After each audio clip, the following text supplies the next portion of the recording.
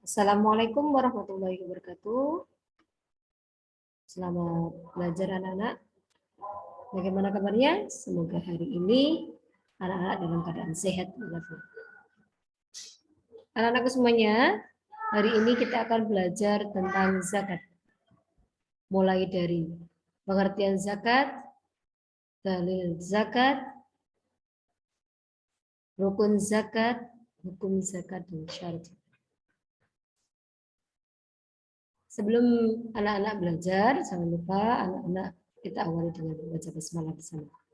Bismillahirrahmanirrahim. Zakat. Perhatikan. Apa yang ada dalam pikiran Anda ketika melihat gambar di bawah ini? Bulan Ramadan, orang yang banyak uang artinya mampu, makanan pokok beras, dan orang fakir atau miskin. Kira-kira apa yang ada di pikiran Anda? Ya, benar sekali. Bulan Ramadan, mampu, makanan pokok, dan fakir miskin. Itu adalah pengertian dari zakat. Zakat itu ada dua. Zakat mal dan zakat fitrah. Yang kita bahas pada hari ini adalah zakat fitrah. Zakat fitrah adalah memberikan harta berupa makanan pokok yang diserahkan kepada golongan atau orang yang berhak menerimanya dengan syarat tertentu. Ya. Memberikan harta yang berupa makanan pokok yang diserahkan kepada golongan atau orang yang berhak dengan syarat-syarat tertentu. Ingat, zakat fitrah yang dikeluarkan adalah berupa makanan pokok. Makanan kita sehari-hari. Kalau kita makan nasi, berarti nasi berasal dari beras. Berarti yang kita zakatkan adalah beras. Dan zakat fitrah ini dilakukan hanya dalam setahun sekali, yaitu pada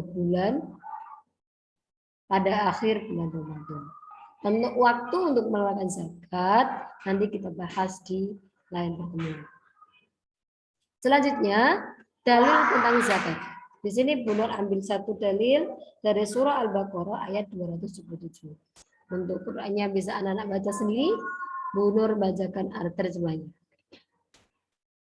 Yang artinya, sungguh orang-orang yang beriman mengerjakan kebajikan, melaksanakan sholat dan menunaikan zakat, mereka mendapat pahala di sisi Tuhannya. Tidak ada rasa takut pada mereka dan mereka tidak bersedih hati. Ya, di sini dijelaskan bahwa kita diwajibkan untuk membayar zakat. Ini dalil Al-Qur'annya. Kalau kalian buka buku kalian buka halaman 5. Dalil kedua yaitu dalil hadis. Ya. Nah. Dalil hadis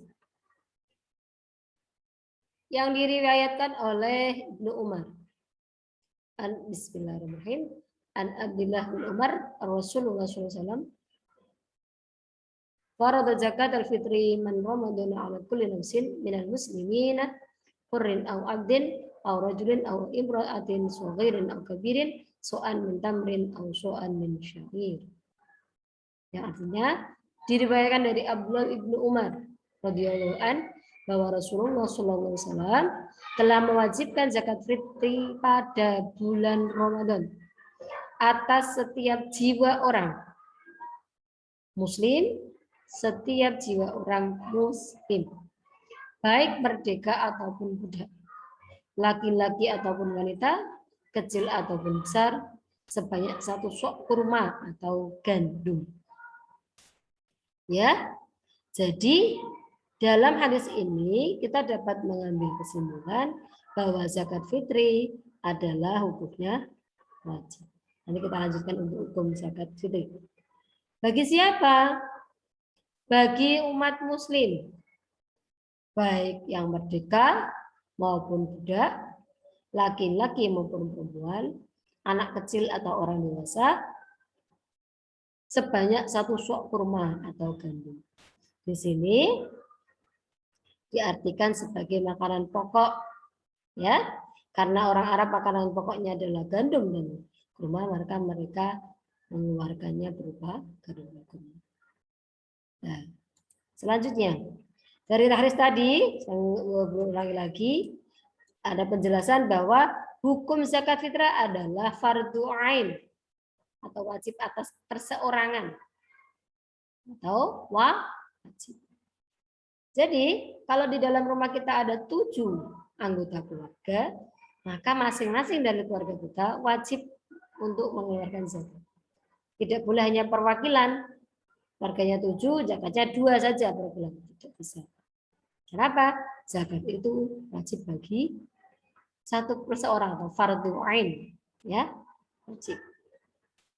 Ya.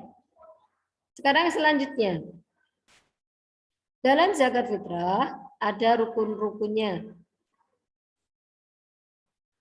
Rukun zakat fitrah yang pertama yakni niat. Ya, ingat segala pekerjaan, semua pekerjaan terhitung mulai dari niatnya. Ya, niatnya dulu. Kalau niatnya untuk zakat, maka jadilah zakat. Kalau niatnya untuk sodakoh, jadilah sodakoh. Tapi kalau niatnya untuk pamer, maka jadilah riya. Ya, jadi dalam zakat fitrah salah satu rukunnya adalah niat. Tetap nanti kita pelajari niat di pelajaran selanjutnya. Oke? Untuk yang kedua adalah muzaki. Muzaki adalah orang yang mengeluarkan zakat. Jadi orang-orang yang berkewajiban mengeluarkan zakat. Yang ketiga adalah mustahik.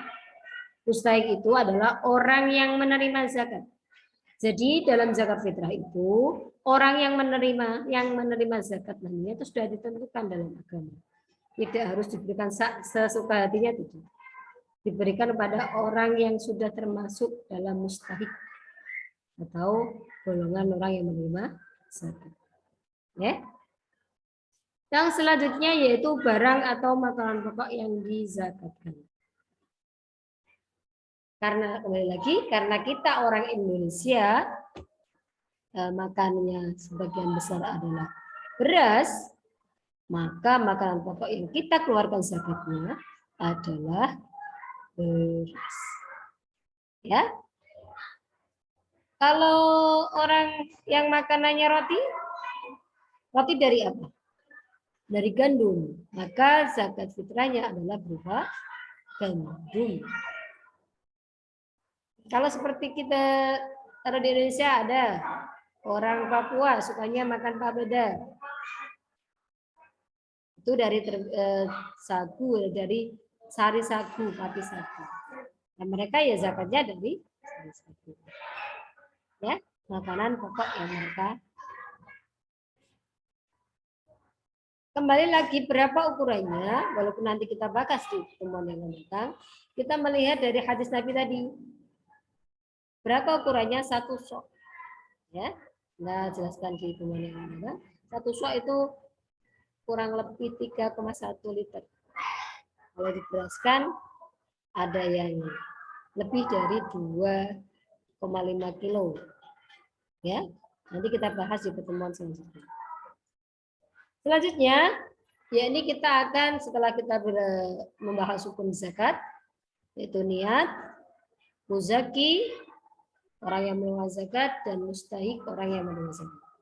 Yang ketiga, yang keempat, barang atau makanan pokok yang dizakatkan. Yang selanjutnya adalah tentang syarat wajib zakat fitrah. Apa saja syaratnya? Yang pertama, menemui tenggelamnya matahari di akhir bulan Ramadan. Sebelum akhir,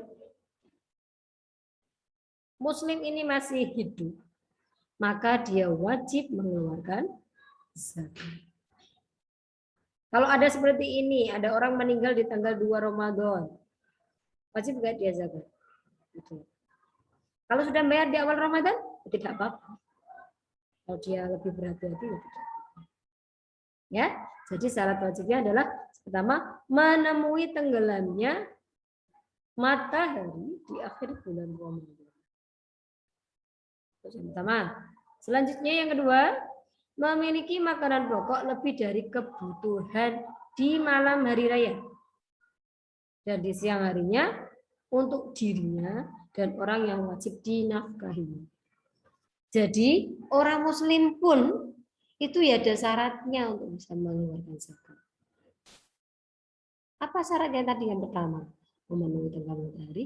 Yang kedua ini, apabila ada yang dimakan waktu malam Idul Fitri, hari terakhir puasa, dan paginya dan siangnya kok ada yang dimakan, maka wajib baginya untuk zakat.